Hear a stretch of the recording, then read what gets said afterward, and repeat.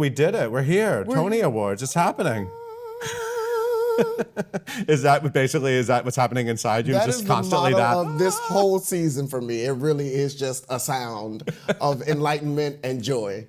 I love that. Yeah. How does it feel to be, here today with fellow first-time nominees? I know you see a lot of each other during Tony season. Yeah, it's exciting. I'm so delighted to be doing it with so many amazing friends. Like Bonnie Milligan and I started the Kinky Boots tour together, got our equity cards together, and here we are nominated for the first time together, and Neighbors on Broadway. So it's really special. Yeah, those relationships in the Broadway community are really cool. Yeah. I actually forgot that. You just hear names and then you just realize that there's you build a web of friendships and relationships, and it's pretty beautiful. It's special. And then when you have a moment like this, you hear from all those people, you see all those people, and everyone sort of comes together to celebrate you, right? Do you feel that? Oh, in such a way. I felt love from every direction, from every angle, from people I know, people I don't know, and it's so grounding and humbling.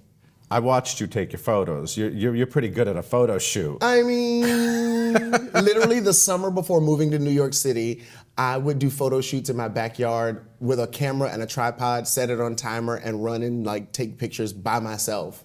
Tell me about these photos. What were they like? Backyard? Glamorous or? Oh, all the things. I patched a pair of jeans and made camo patches on them and wore my brother's old Air Force camo jacket, and I would come home from church in my dad's suit and do a photo shoot, and it was passing time, but also using my creative juices and just wasting time, but also just having fun. You've always had a lot of creative juices, it seems like, right? Yeah. Because even when you came to New York, you started performing on weekends. You created a character. Yeah. Let's talk about her. Crystal Demure. Yes.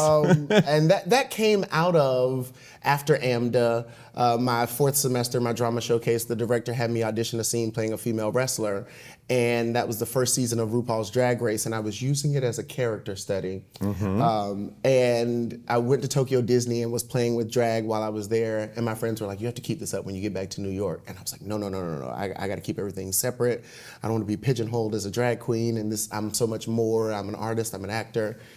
And little did I know drag would lead me to my Broadway debut in Kinky Boots. It's actually wonderful to hear you say that, to think that at that time we did think of you don't want to be pigeonholed, and to think of your career now, it's sort of embraced a lot of that, but it doesn't feel like there's any of that pigeonhole. No, I feel like my career is blossoming in such a beautiful way because of what makes me sparkle and makes me special.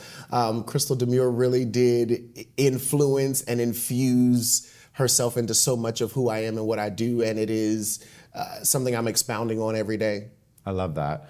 What are you excited for the telecast? I mean, going to the Tony, this is a big TV event. Yeah. A lot of cameras, a lot of people watching from home, a lot of red carpet, a lot of photographers, a lot of celebrities in the room. I'm excited, and this is my first experience of it in any form. I've never been a seat filler, never been an usher or a thing or any kind of way going to the Tony. Never performed in a company, right? No. This is it's all new. Yeah. But you've watched them. I have. Yeah. And it's exciting to now be a part of it, and even to get my mom is going to be my date for the Tonys, to get her to step into this moment with me and to really enjoy and to ground herself and to just take it all in. I want to meet your mom because I read the LOL moment. Yeah, when I came out to her in an email, her first sentence, and the only thing I remember is her saying, LOL, I've known as long as you've known. And I was like, did my mother just LOL me for coming out? What do you know about an LOL? What? Yeah. And you literally grew up in churches. Your dad is a pastor. Yeah, missionary Baptist pastor in North Carolina. Right. So what are they thinking about everything that's happened in your career, and especially in the last couple months? Oh, I think they're still processing and don't understand the fullness of it, but they understand that I'm walking in my purpose and in my intention, and they get that I am using my gifts to be effective in the world, which is all they hope and dream for, truly. So they're really proud. What has it been like? I know people ask you this all the time, but what has it been like delivering this show and this character to audiences at the Schubert Theater, ecstatic audiences? What's it been like being able to live in this moment? It's been freeing, and it's been exciting, and delightful in so many ways. Feeling and hearing audiences receive this show every night is so special. It's filling. To really hear them allow some of these lines in the show to land in such a way, and to really receive the message of freeing yourself and finding a fuller version of who you are. And the representation that is happening on stage is affecting not only the queer community, but cisgender community. And they're like, wow, this is eye-opening, and it really helps them see humanity in such a better way. You seem very dropped in as a human. Are you able to really take in moments like this? This is a very special period of your life. Yeah. Are you able to sort of really like live in it? Oh, for sure. Again, I operate in intention, purpose, and love, and so it keeps me grounded. But at the same time, I have the scope and the availability to see and to receive the love and the energy that is projected at me. Where do you think that comes from? Like, what about your past has made you ready for this moment? Everything.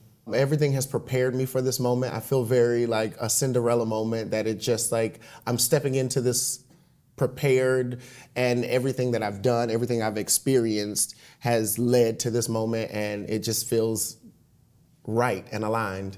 Who's been your biggest cheerleader? Oh God, so many people, but my mom. Yeah. Truly, even though she doesn't fully understand everything, we have such a beautiful communication and relationship that she just continues to support me and to push me and to allow me to be the fullest version of myself. Obviously, you're a big shining star in the industry, in the Broadway industry. You know, people are cheering for you at nonstop dinner events and every night on the theater. I mean, you're sort of living in a lot of this energy right now. Are you also able to share this period of your life with your loved ones? Oh yeah. It's so exciting. I was just talking to my brother the other day, and he's so excited about the Tony Awards, and he keeps recalling opening night of the show.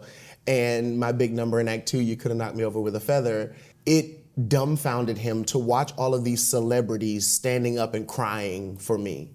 And he said he wanted to stand up, but his knees were too weak, and he just was taking in this moment and seeing people celebrate his sibling in such a beautiful way that is the kind of thing I hold on to, that kind of moment to share with him this experience. I always wonder what it's like for family members and close people to watch someone they know and love so intimately sort of cross over into this sort of, the world is celebrating them. It must be really interesting. It's wild. And my mom is nervous to see the show. She hasn't seen it yet, and she'll see it Tony weekend. Oh, wow. And she admitted that she's nervous because everything I do is still a surprise to my mom. She's like, when did you learn to do this? How do you know? Where did this come from?